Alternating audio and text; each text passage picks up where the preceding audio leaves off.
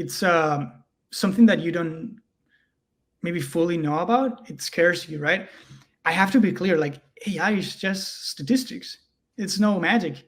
It's just a bunch of statistical predictions. Like it's just predicting what is the most probable next word that I should be like saying next. So like AI is kind of dumb if you think about it. Obviously, I'm just like making it feel like very stupid, but I mean it's super smart. But it's smart because it's in a lot of data. But under the hood, it's just statistics, right? So nothing to worry about unless we use it the wrong way.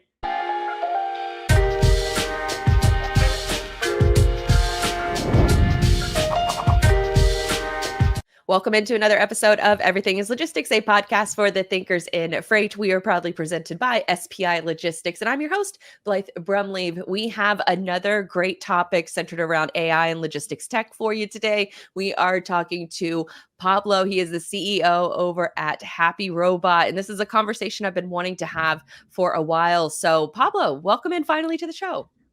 Thank you so much, Blythe. I'm super excited to talk about everything logistics and AI.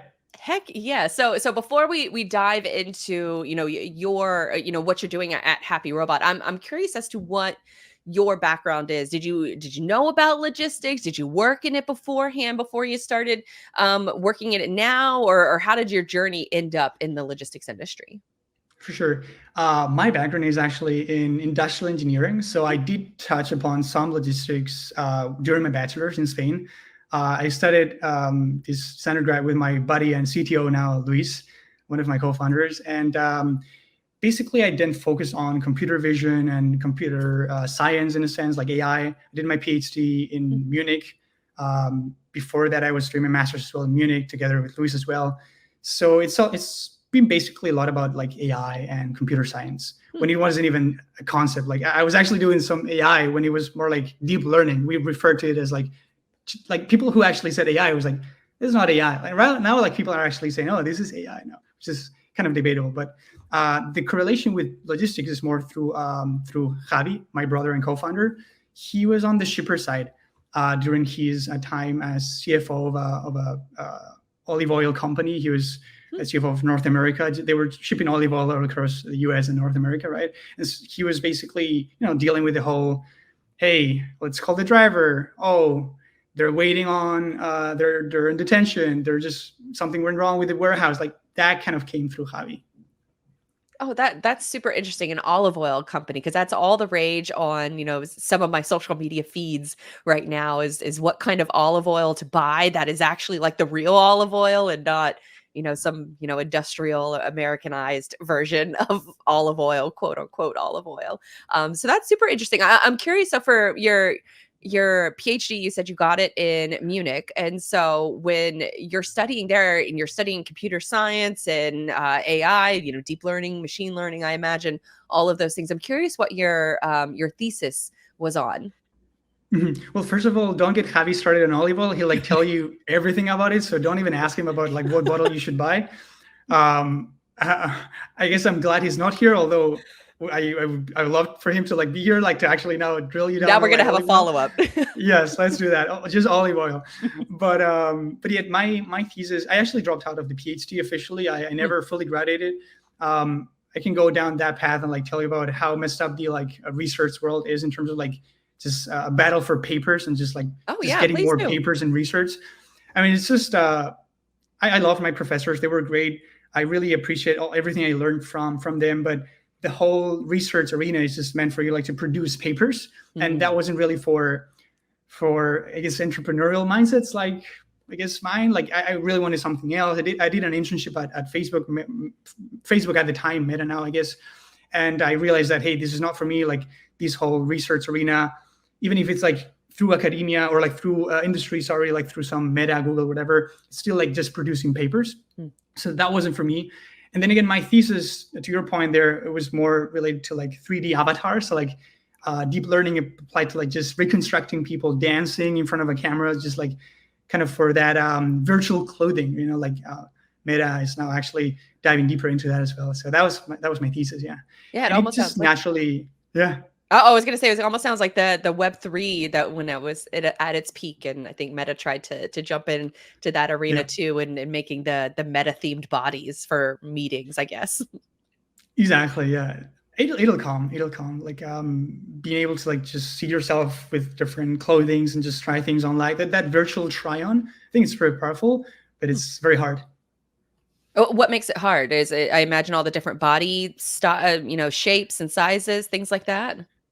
Reconstructing your body in real time, being able to like actually and accurately capture your like movements and like your positions and your like positioning clothing, virtual clothing on your body in a realistic way is hard. And obviously, if you're like trying something, you want to feel good, so it shouldn't like look messed up. Like the image that you see of yourself is like, if it's funny looking, it's like, I don't like that clothes. So obviously, you're not going to deploy anything that's making you look weird, right? Yeah, and then the fashion brands probably don't want to invest in it because their clothes maybe don't look the best, but I'm sure, as you said, it's coming. It's just not exactly, quite there yet. So how did you go from, sort of discovering that you don't really like the atmosphere of the, generating research papers, which is probably the way they get funding. How do you decide, okay, that's not my path anymore. I'm going to go this other path. Did you start up a company over in Europe, or did you move to the States and then choose to, start up a company here? What did that process look like? Great point. Javi, my brother and co-founder, he had already been living in the US for a while, and he's always been trying to like distill into me like, you should do computer science, like you should do startups, you should like this. He was kind of waiting for me to like graduate and these kind of stuff, like do something together, right? And at some point, once I'm like done with the PhD stuff, I bring my buddy Luis as well and Javi in, and we're like, hey, let's do something together. And we started ideating back when I was still in Munich. We started ideating and building some stuff around computer vision at the time. At some point, we get into Y Combinator in 2023, like last summer, 2023. Y Combinator is this very prestigious accelerator based in San Francisco, who's funded companies like Airbnb, Dropbox, Flexport.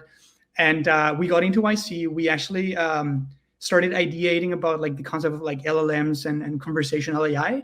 And this is kind of how we got into building these voice bots for logistics. Kind of the connection with Javi saying, hey guys, I've seen a lot of issues with like very transactional phone calls in logistics during my time as a CFO of a CPG company. And we were like, hey, we like AI and voice AI stuff. Let's do something in the middle, right? So that's kind of how it all came together. So how, I guess, because YC is just something that, if you follow any kind of like all in podcast, or, any of the, I guess that circle of social media influencers, you hear about YC a lot. So I'm curious as to what did that process look like to decide, okay, I want to start a company, but we want to go through YC. We, for some reason, we always knew that we were going to apply to YC. And actually, to your point before, like how, like, did we build a company right off the bat? We actually didn't, but at some point we did incorporate. And the place where we actually incorporated was the US, even though we were kind of partly in Germany, partly in the US, right? Like Javi was here, Luis and I were in Germany. The reason we did that is because it's so simple to just build a company in the US versus Europe. There's so many hurdles and issues and regulations in Europe. Spain, Germany, pretty much all the same. Probably Spain is the worst place to like build a company anyways. But even in Germany, like it's a lot of procedures. Language is also a barrier, of course, like you're having to sign documents in German. So it was clear from the get-go that we were just going to try to get to the US. Obviously, visas were an issue at the time. Now we finally got our visas and we're like being able to like be here and build a company and just focus on that, right? So really appreciative of the US in terms of how easy it is to build companies. And to your point before, like that's kind of what we did. We just incorporated as a C Corp Delaware. 2 days, we have a company. And then when we got into YC, which they actually kind of force you, like they don't accept you if you don't have a C Corp Delaware. So like you actually have to have that. So once we thought that we would apply to YC and we get in, and we're like, great, we might as well just move to the US, right? So we did that in summer, like last June. Oh, wow. And yeah, it was fast. Like it was kind of like in May we got accepted.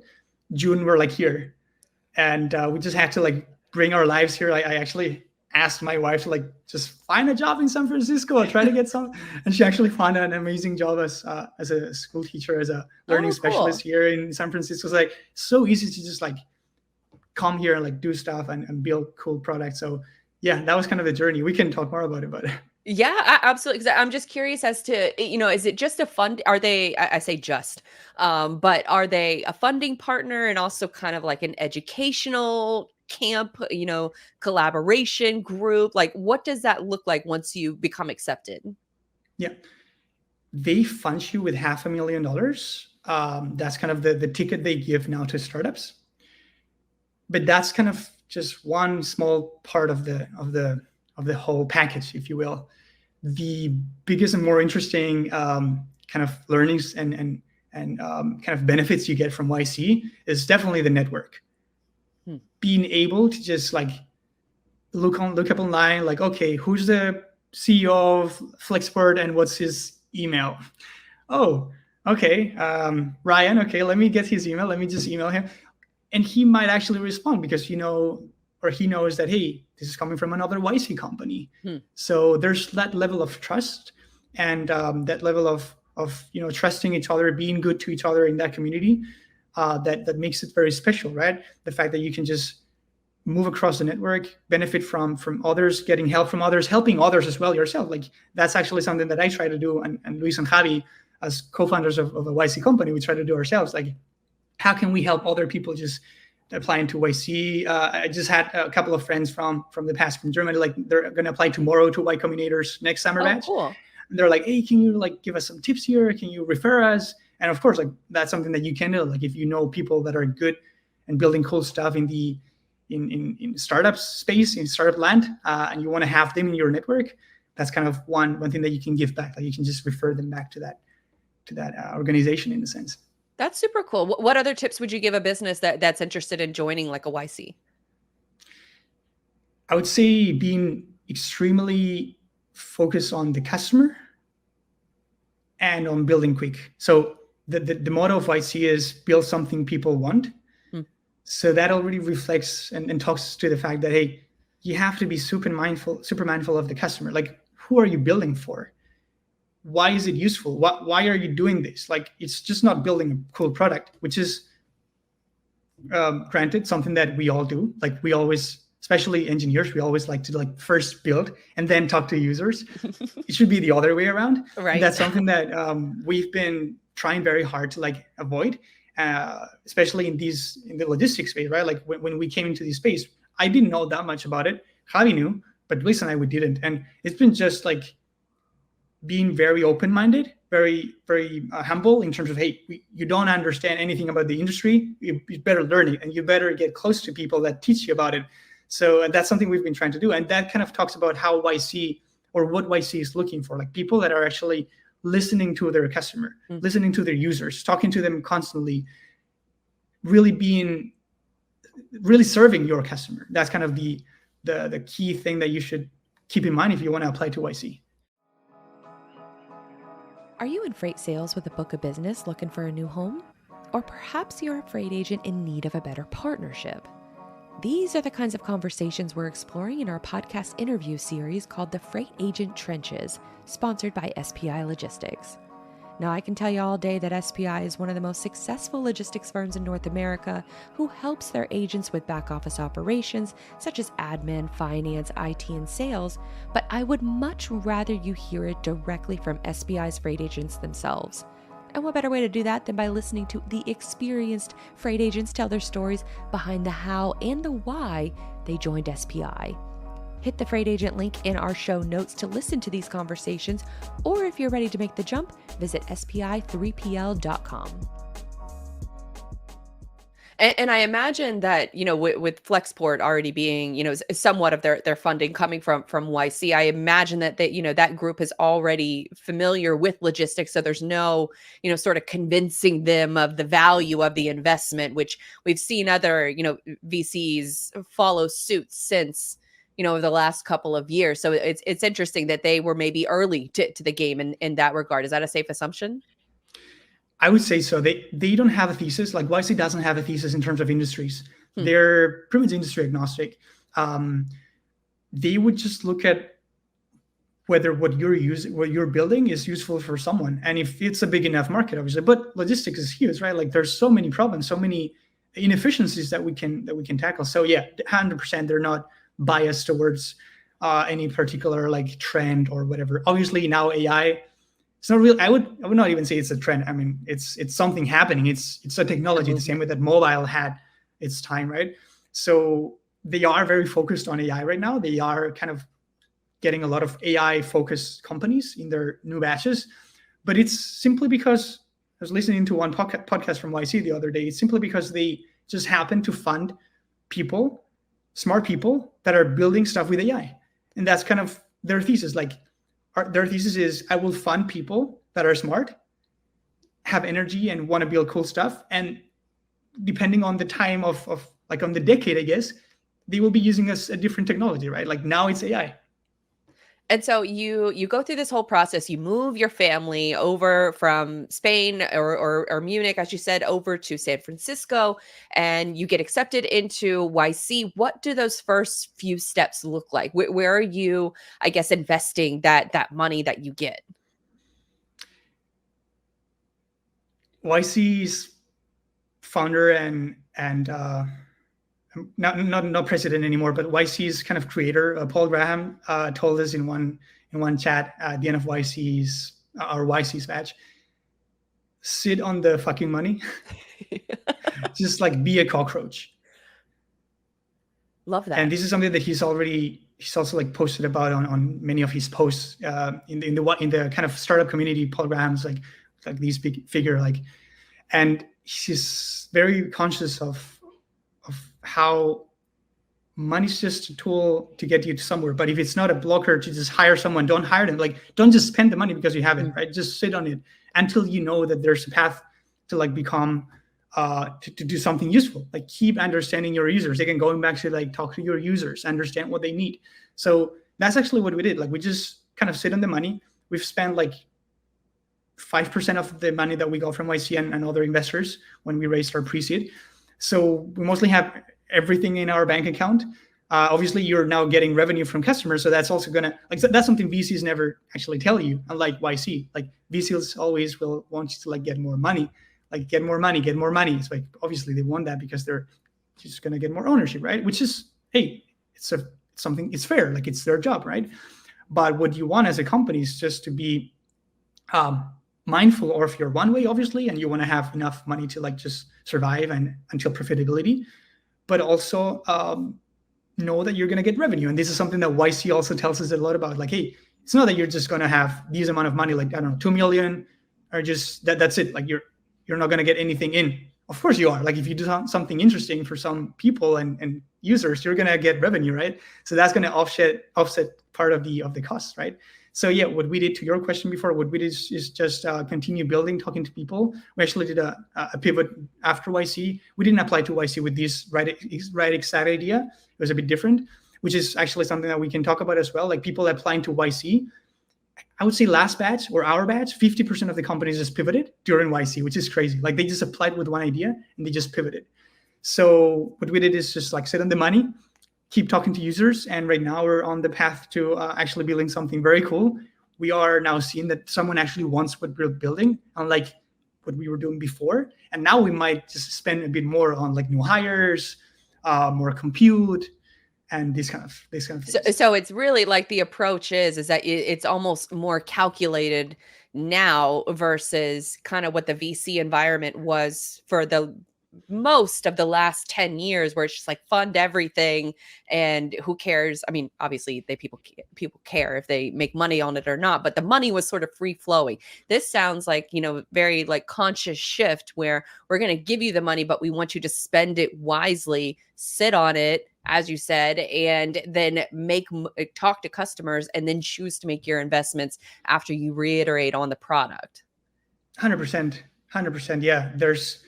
There's that, I think there's been that mindset towards profitability and towards revenue, which I think is very valid, because how do you validate if someone wants what you are building?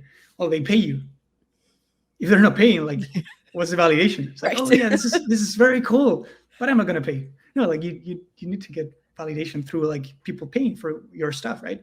So that's kind of something that actually Wise has always been very, very persistent about, I guess. In all their videos, like if you go 10 years back, you'll see that in their videos, they'll like just be talking about, hey, build something people want, build them, like make them pay for it. Like they're using it, so they better pay, right? So yeah, I think there's that mind shift towards building things that you can actually get paid for. 100%. And so speaking of, getting paid for a product, obviously you're CEO of Happyrobot. You saw this need in the market and along with your co-founders as well. And so what did that process look like? Are you talking to customers every day, or, are you starting off with a couple of customers and then kind of proving it out and building it out from there? What did those sort of early, like, I guess, first 6 months look like? Mm-hmm. Even before going there, I guess I'll give a primary in what we do. So basically, Happyrobot, we build voice AI assistants, so like voice bots for logistics. So we're trying basically to automate all of those transactional phone calls that no one is building relationship through. So anything like a payment status update, be it like a factoring company calling in a broker, hey, any advancements, any deductions on these loan, whatever, like those things are very transactional. I always hear about, like relationships and logistics. That's very important. Who's building relationships there? Like no one, right? So like all those transactional phone calls, we want to help companies be more efficient on those. So we're serving freight brokers. We're working already with some of the top 50 US freight brokers, including some like Circle Logistics. We're also serving carriers, automate their dispatch teams, giving load updates to brokers as well. So we have this cool platform that can just basically allows you to just like build visually how your assistant will operate, kind of like a phone system, like a phone tree, but with AI. So this is kind of what Happyrobot does, like building these voice AI assistants. Now, to your point about how often we talk to users, well, we talk to them every day. We have Slack channels with them. If they don't have Slack, I just give them my phone number and we just talk through texting or like email. So I try to like be super on top of our customers. Nice. And I think that's kind of what I want to distill into my company moving forward, like customer centric, right? Like just be mindful of, hey, we have someone in production, it better work. And we need to make sure that it's working all the time. 99.9% of the time it should be working and the assistant is doing its job and the customer is loving the product, right? Which so far we've been lucky enough to not have any churn or people just leaving us. So heck yeah. I mean, knock on wood for that statement right there, because that's definitely something to be proud of, is not having any of that churn so far. And I think you actually have a demo that you're able to show us. And I think that will help the audience sort of understand, because I've been shown the demo before at a conference, and I was pretty much blown away that wasn't a real person that you're speaking to, because it sounds very much like you're calling into a real, sort of brokerage floor. You can hear the action going on in the background, and you can have what feels like a good real conversation, but it happens to be a bot. And so I think you have a demo that you can show us, right?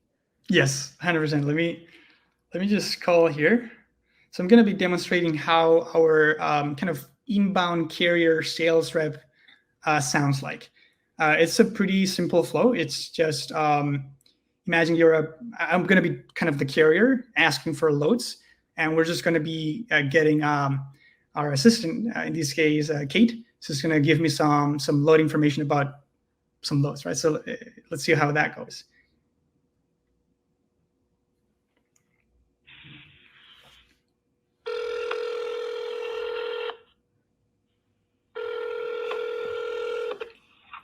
Circle, how can I help? Hey, how's it going? I was looking at your Dallas to Kansas City.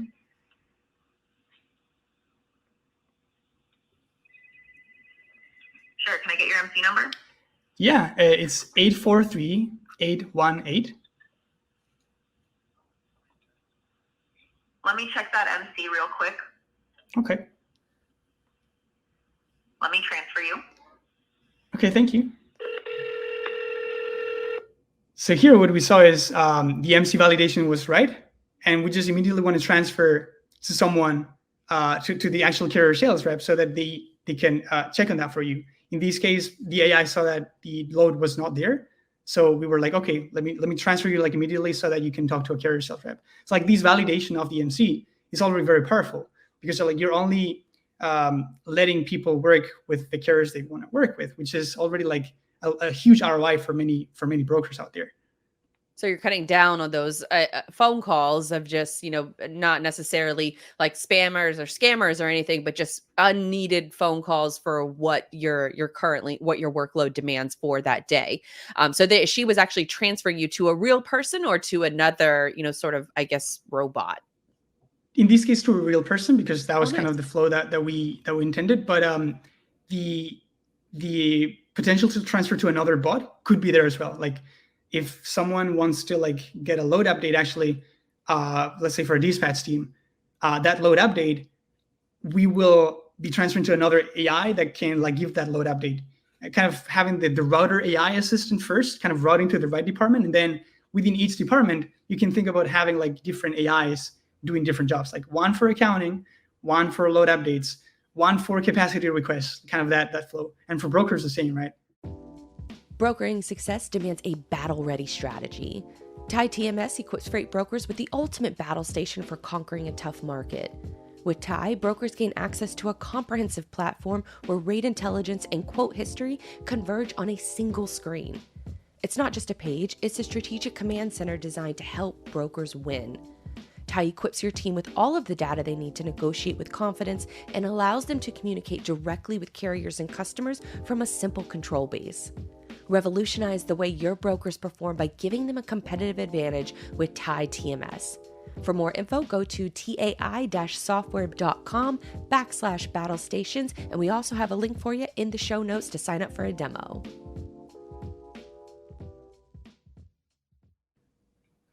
Yeah, so I just pulled up your website because it kind of breaks this down really easily, where it talks about those different calls and those different workflows that you can work through. And what I'm wondering is, I guess, are these like maybe like pre-built filters or pre-built workflows that you kind of have already established based on those conversations with your customers, and then from there you can kind of customize it? Is that a safe assumption? Exactly. We have predefined flows already for brokers there. For instance, like those outbound check calls. We actually have some LinkedIn posts coming up soon where we'll like demonstrate how to like do outbound calls to like drivers for in-transit check calls. Oh, also even for like pre-trip check calls. And like the AI will actually look at even at an Excel sheet if that's kind of what the customer has, because typically connecting to the TMS has more nuance, and people working on Mercury Gate or like McLeod is always trickier to like connect to first. But like we typically start with a simple Excel sheet, and we just go from there. We give that to the AI, and the AI can just go through all the numbers, all the loads in a list on an Excel sheet, and just make an outbound call to that. And yeah, then the same with a dispatch agent at a broker, at a carrier. Just basically routing calls to the right department is the one that we always start with carriers. They just want to have like a very personalized approach to like their customer service. Like instead of having like a press 1, press 2, press 3, which is annoying as hell, you'll just have like a nice human, quote unquote, voice that you can just talk to, and you just say, hey, can I talk to James? And the AI will know that James maybe is in the dispatch department, so she'll transfer you to that department. That's super interesting. Yeah, I used to have to do that in my old job, working at a freight brokerage, because people would typically hit 0 and I was executive assistant. And so any calls that went unanswered, it would just immediately route to me and I would have to do this. So I immediately am already drawn to this. But I am curious. So you have these workflows set up and then you can kind of customize them from there. So what does, I guess, what does using it, the Happyrobot, look like? Is it a Chrome extension? Is it, an integration into your TMS?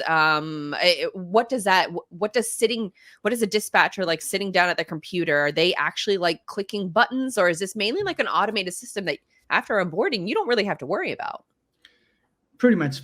Once you have set up the assistant, we have a dashboard where you can see all the calls that's happened during the last days, and you can just see, okay, like this one call, we actually even show like tags, like, okay, this one call was transferred to someone in sales, and like we have a tag for like transfer to sales, and then you have that visibility. We're working even like on like dashboards to like just show you like what are the most common intents from people, right? Like, oh, maybe 80% of the people are just calling about load updates. We'd better build an AI to like give those load updates, which was actually the flow we've gone through with our carriers. Like they initially said, hey, I don't know what's going on with my phone system. I just want to have visibility into it. So what we do is like we integrate into their existing phone system, like be it 8x8, iPad, Vonage. They just transfer the calls to our AIs who sit on top of a phone number. We buy that phone number for the customer. So it's kind of that middleman that sits in between your existing phone system, very easy to integrate. And what we do is first build this router assistant who understands the intent in natural language from the user. Hey, I want to talk to Lizette in dispatch. And you'll just know that, oh, Liz works at dispatch, so I better transfer them to dispatch without knowing what extension Lizette works at or whatever, right? And then we'll have the visibility into what is the intent from people calling in. And then we can build like custom bots for like different pieces of the flow. As you saw there in the website, like we have already very established workflows for load updates. Pretty much the customer, the caller will say, hey, I'm looking for an update on load 1, 3, 4, 5, whatever. Sure, let me look into that. So we'll connect to the customer's TMS. We'll read that load number. We'll look it up on the TMS. We'll see what's the status of that load, and just display that display that to the AI so that the AI can actually just verbalize that in a conversational manner, right? So it's that connection to the systems, integrating to the customer's existing systems, that is very powerful. Because obviously, if you can actually look into what's going on in your TMS and like provide actual information about the current status of a load, what's the usefulness of all these, right? Like that's a very big piece of our product, like integrating to your existing systems. And so you really start off with integrating into the existing systems, and then almost start maybe the data collection, like phone routing first to learn the company. And then from there, I would imagine you would be able to add on additional functionality for that, I guess sort of, Kate from the robot to handle. Is that the way it works? Pretty much. I can actually do another demo here with one of our other customers, Money Transport. Money Transport, if I call Money here, they're a carrier. We'll see that flow there actually.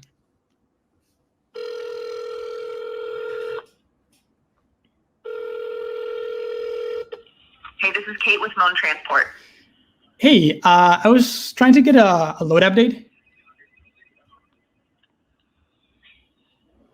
Sure, let me check on that for you. One sec.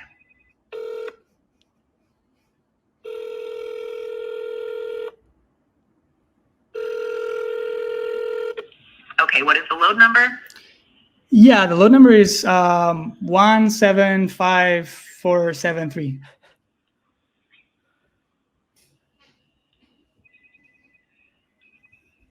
All right, so that's 175473. Yes, that is right.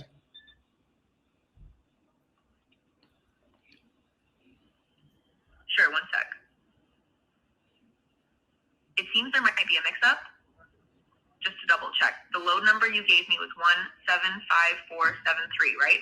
You know what? I just made it up. So thank you. If you can just transfer me to dispatch, that'd be great.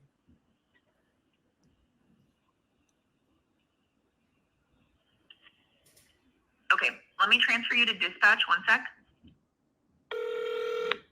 So it's transferring to the actual dispatch department at the moment. So basically what you saw there is me making up a load number, obviously. So it's actually not going to provide information to people just making up numbers, which is a big... That's a good thing. It's a big piece of hallucinating, I guess. Exactly. That's the word hallucination is one that comes up a lot with AI and LLMs. That's why we build the systems. We call them proxy servers, kind of sitting between the AI and the customer's kind of TMS and systems. That kind of cleans up the data and will only return information if you've been, in the case of circle logistics, for instance, if you've been validated as the right MC number as a valid carrier. In the case of money transport from the carrier side of things, we'll just validate if the load number actually exists, right? And we'll only provide a limited amount of information, right? We don't want to expose anything that the customer, in this case, money transport, doesn't want to expose to other people calling in, right? Like you don't want to give the exact coordinates from Samsara, which we actually connect to, right? Oh, true. That's a very good point, because I think there was an British Airways or British Airlines. I think they had an AI chatbot on the front end of their site and gave an inaccurate answer to someone that was chatting in trying to get a reservation changed, and it said it would be covered, and then it wasn't covered, and then so the guy like ended up suing because they said your chatbot told me this, and he won the suit. And so I thought that was a really interesting just situation of how important, I guess, the reinforcement learning is, and the feedback circle, the feedback loop. And I guess, how are you, once you onboard a new customer, how are you maybe protecting the intelligence of the robot? And so they're only sharing the information you want them to share, instead of, I don't know, like how much revenue, you made off of that load or something like that. How do you protect, I guess, your customers' information from maybe nefarious actors or accidental actors? That's probably the biggest thing that I focus on these days, because the AI backend, like the voice generation, the transcription, everything is set up now. The LLM part, the AI part, is the one that I focus on most these days with the team.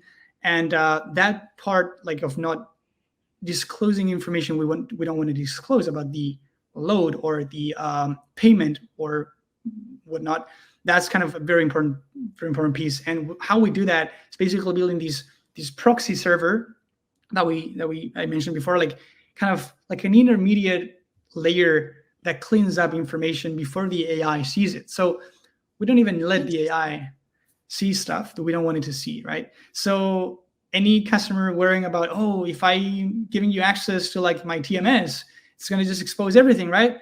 No, we only have access to what you want us to have access to, right? Do you not want to expose the max byte rate of a load? Obviously, you don't want to expose that. You just have the load board rate. You want to get the best load for the best offer for your load. So you're not going to be telling, or you don't want the AI to like be disclosing what's the max byte rate for that load. So obviously, we're not going to be exposing that to the AI. She's just going to be able to like see a certain amount of information and like understand whether the offer is good or bad. Like kind of, you're seeing how this proxy server we have like kind of serves as a firewall to the AI. Oh, that's super interesting. Okay, because you almost have to protect the AI from itself of being too aware. So that's a super interesting approach. I'm curious if what the fine tuning and the reinforcement learning, is it mostly the same for each customer, or is it different for each customer? It's the flow is the same. Obviously the content of the conversations differs, but we have a platform now, like a part of the product is data collection.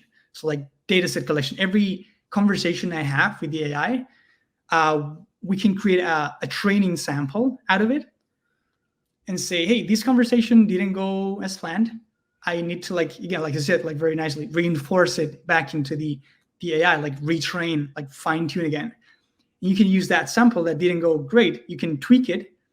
You can just like refine the conversation. Maybe obviously you want to refine what the assistant said, what the AI said, and you're gonna be using that sample as training material for the AI. So the same way that OpenAI, Mixtral, Anthropic, all these players train their models and fine tune them for like specific chat use cases, we go a step further and fine tune it to our enterprise customers for their specific, very nuanced and detailed use case. Like, oh, is it a inbound carrier sales rep? Then we'll gather data and training material for that use case and train a particular assistant just for that use case. And it's much more efficient, obviously, because you're not using like a very large LLM that is just generalistic and you're just like prompting it. You're actually fine-tuning the assistant to like be good only at that. Obviously, it's not going to be able to like help as a as a psychiatrist. Like, it's not going to help you like understand physics. It's not going to help you do math. It's only going to be good at sailing loads.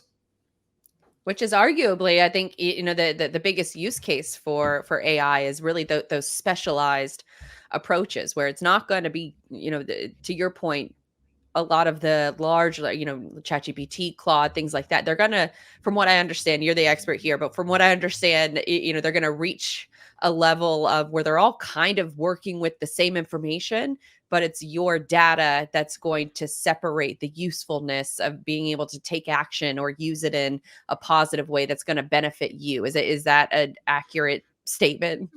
That's a perfect assumption. Yes, that's totally right. That's what we've been seeing now with our use cases. There's been some use cases that we've been able to tackle just with an off-the-shelf GPT model, be it 3.5 or 4, whatever version. Unfortunately, Anthropic yet doesn't have function calling, but maybe soon. And I say function calling, which is a key term here, because that's kind of allowing AI to take action. So function calling is a critical term, but that I'll keep that parenthesis for later. To your point about like how we are fine-tuning for specific use cases, yeah, totally right.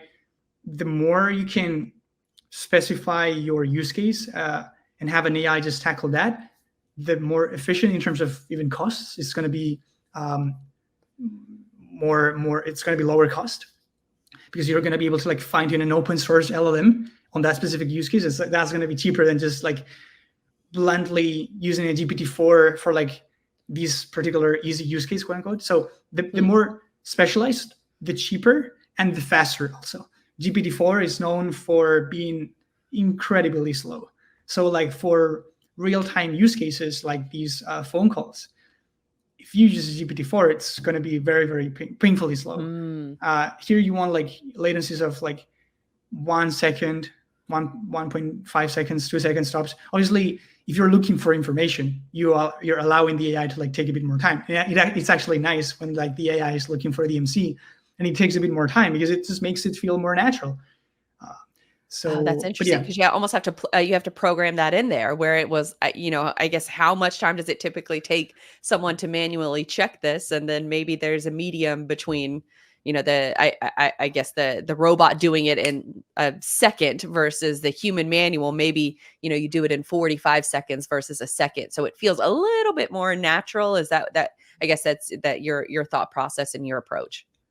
It is. We just want to make it sound and feel like a very natural experience. Like if you say you're MC and like half a second later you have the verification, you don't even realize like, sorry, I was off the phone. I thought you were just going to check it. I was just preparing my coffee here.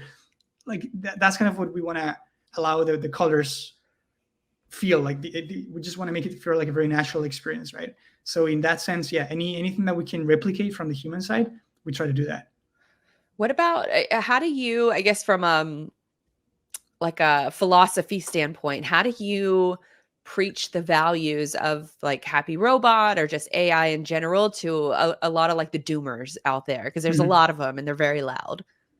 Yeah, and I understand that. I mean, it's something that you don't maybe fully know about. It scares you, right? I have to be clear, like AI is just statistics. It's no magic. It's just a bunch of statistical predictions. Like it's just predicting what is the most probable next word that I should be like saying next. So like AI is kind of dumb if you think about it. Obviously, I'm just like making it feel like very stupid, but I mean it's super smart. But it's smart because it's in a lot of data. But under the hood, it's just statistics, right? So nothing to worry about unless we use it the wrong way. It's kind of like a knife. Like you can obviously kill people with a knife. True. But true. You can also cut tomatoes and prepare awesome meals, right? So it's everything in life. It's just a tool. It just depends on how we use it. I don't think we should ban AI for it being AI. It has its uses. We just need to know how to leverage them the right way. And in logistics, we've been hearing a lot of those naysayers, especially smaller brokers maybe, in some of the LinkedIn posts that I did, like say, hey, this is never gonna work. We need more humans. We need more warmth. We need more conversations. And I totally get that. But when it comes to like really transactional phone calls that some of the largest players have, it's actually great to be able to like offload your team off of those transactional calls and just get them to actually build those real connections. Like, who wants to give payment status updates? So like a factoring company, who wants to just say, sorry, we cannot work with you. You don't have enough months, like your carrier, like who wants to like who wants to say no to someone over the phone? It's painful. But if an AI does that, it's just business, right? And unfortunately, that in this case, on the carrier sales use case, kind of diving deeper into that. If a carrier cannot work with a Circle or whomever, they just cannot work with them. Maybe they have some penalties that they got, and they don't have enough. They don't have enough months that they've been working for. So like Circle would just immediately invalidate them. Why would you have a person saying that to the carrier? You just have an AI gracefully and very politely saying, sorry, we cannot work with you guys. If yes, yeah, let me transfer you. So it's kind of again, like going back to how you use it, right? How you use AI, it depends on the people using it, right? There's going to be people that use it for bad stuff. I mean, I've already seen, especially with like voice cloning, which I can actually do another quick demo now with how I talk to myself. I clone my voice, so I'm able to like talk to myself now. People are going to use that to like just do bad scamming stuff. I mean, that's already been happening. Do we now stop any AI initiatives because some bad people are doing that? I would say no. I would say we go after those bad people, bad players, and we try to reprimand them, right? And yeah, I think that's it's very much the mentality that we've seen with any kind of technological advancement. There are people, that were very upset when Henry Ford gave them a car instead of horses. When farmers got access to a tractor instead of using human labor. The role of like a social media manager didn't really exist 10, 15 years ago. But as new tech enters our society and enters our workflow, then it's just one of those things that you can adopt it where it makes the most sense for you. But jobs evolve, jobs change, and to your point, the transactional calls is it's something that drives people to want to go to work in the morning. They want to build relationships, they want to make money, and I would hope that a lot of people want to do it in an ethical way. And I think I'm a firm believer of using these types of tools like Happyrobot to help companies grow in a way that makes the most sense for them. I mean, AI adoption for my own company has helped tremendously, where we're able to publish more content than some of the biggest companies in the world, and at a frequency that not many big teams can match. But we're small, we're agile, and we have our processes mostly dialed in. But then from there, you can really utilize your team to focus on the things that needs the human touch. And so, having those conversations, I think, routing, calls, if it's an escalated manner or matter to, somebody that is a, real human, I think is probably the best use of their time. 100%. That's exactly what I try to explain when people have concerns about AI. It's just giving people more time back. Like, give your team more time back to actually do the actual sales calls, to actually build the connections with the carriers you actually care about. Like, those type of conversations are the one you want to have your team working on. 100%. Anything that is out there of that realm, yeah, you can just use AI, or just let's call it like tools. I mean, it's just tools. Like, AI is just another tool. So aren't we using email, like before AI, quote unquote, and before AI actually became like known as AI in the common space, before we had AI, we had email automation in other flavors. So is that also bad? Like spell check, Google search autofill, like all of these different things are a form of artificial intelligence. But for whatever reason, people have chosen this to be, I guess, their tool of fear. try to restrict people from advancing in technological ways. And I'm on the tech side of things, especially from the mindset of I don't know if you've heard of the people. I'm one of them that is very polite to like ChatGPT, just in case it turns on us, and they'll remember who the polite ones are. That's so funny. I've heard that, and I tend not to do that myself. I'm now more like super direct, like do that, do these. I sometimes like, am I doing something wrong here? Like, will this come back to me at some point? Yes, that's definitely a funny approach to it, is saying please and saying thank you just in case. Just in case. No, this is fascinating. I mean, I think also to the point about like people maybe losing jobs or whatever, I've never heard no one yet. I still have to hear someone tell me, oh, I'm going to fire people because of these. They just put them to other tasks because they want to grow. I mean, companies want to grow, and you're not going to just get rid of the good people. Obviously, you want good professionals and employees to like stay with you, but do more value-added tasks. So I've yet to see someone saying, I'm going to just fire people because of like this cool AI thingy automating some of the check calls or payment status updates or whatever. They just put them on other more value-added tasks. That's kind of my learning and my reading from these. So what do you have maybe I imagine you probably have like a product roadmap. First of all, how difficult is it to have a product roadmap when so much changes in the world of AI from like day to day? We just almost don't have it. Like we have it like flexibly on our minds. Like we just keep talking about it all the time, but it's crazy. I mean, every day you have something new, and you cannot keep up with it.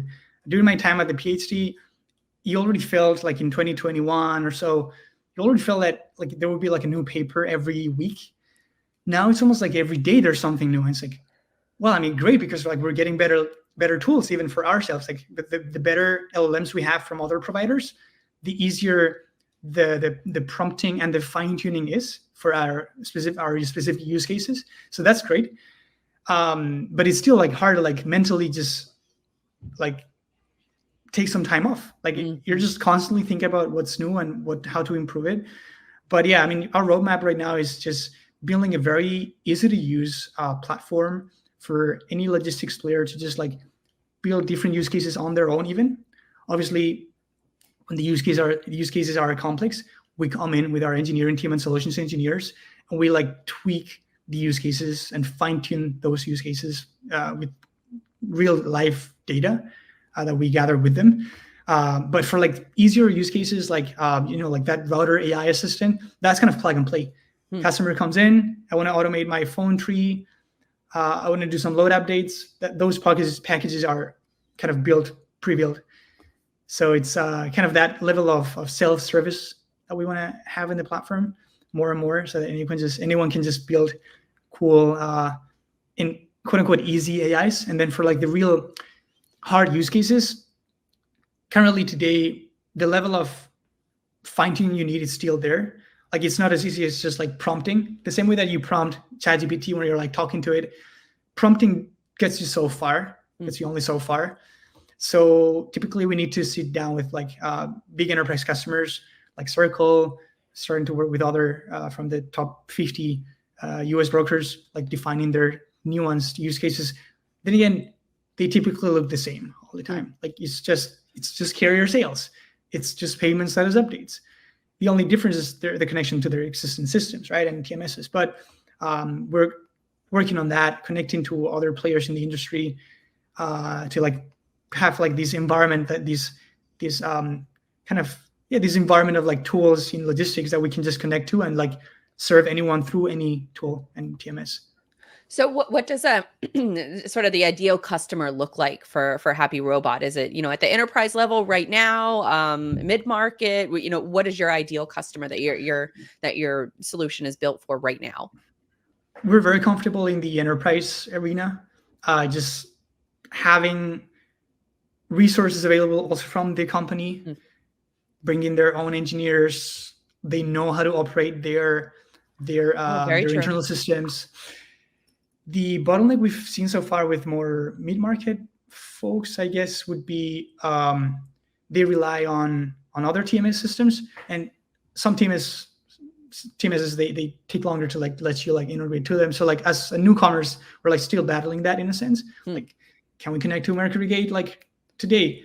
Take some time. McLeod, take some time. So like some customers that already have their own TMSs, or even like have TMSs that are more API friendly, that's always kind of the better customer for us. We always overcome that through different approaches. Like there's also web scraping or like app scraping. So you can have like a bot. We've had some good success with an app scraper that would just look at the TMS and give us like the information every 30 minutes. It would just like upload it, versus having to wait for the TMS to give us access to their APIs, which typically they don't love for some reason, which I don't understand. As some engineer, like being an engineer myself, like I'm like, why? Like we have a document, we have like open APIs now that people can just use. Like we also have that product. So to your question as well, like we do shine with enterprises. We also have our developer kind of tier, if you will, where other startups in logistics are actually building on top of. We have some startups building products for factoring companies. So they'll build a bot that in the name of a factoring company calls in a broker and says, hey, calling about this load number, is this associated to like carrier Acme Transport? Yes. Okay. Any advancements? No. Okay. All good. Thank you. Bye. So we have some startups doing that with our APIs. That's why like I'm sad to hear that other players in the industry are like almost closing the door in front of you so that you can not even like integrate to them. But hey, I think things are getting better. Some of the new TMSs are already like open API friendly, and that's great to hear. Yeah, definitely. Especially for a supporter of this show, Thai Software, Thai TMS. I know we just had a conversation with them last week about how they prioritize integrations and having that API capability. And just, it feels like there's been a shift over the last like 3 to 5 years within TMS platforms that they realize that they need to be a little bit more open. I know we have taken a lot of brute strength to get here, a lot of convincing. Some of them are a little bit slower than others to adopt the new technology, and to each their own. But the advancements when it comes to how much more productive that you can be throughout the day if your platforms can talk to each other is just astronomical, and it really does allow you the ability to put people in their best position where they're going to succeed internally, and then ultimately, hopefully, that the company succeeds, customers succeed. It's a full loop circle. All right, Pablo, is there anything that you feel is important to mention that we haven't already talked about? I would say don't fear AI. It's just going to be a tool. Know how to use, learn how to use it, learn where it can be helpful. I've seen a lot of people being very successful on AI for email as well. We don't do email. We actually decided explicitly not to like do any email stuff. So if anyone wants to like start with email, I have for a good number of friends that I can refer them to doing some cool AI automation through email. AI is going to be there, so you'd better learn how to use it and acknowledge it. Yes.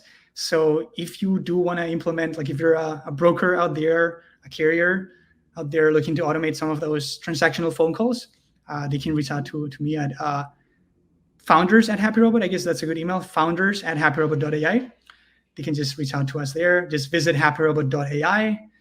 And we'll follow us on LinkedIn. We do have a fair amount of good posts that got some attention.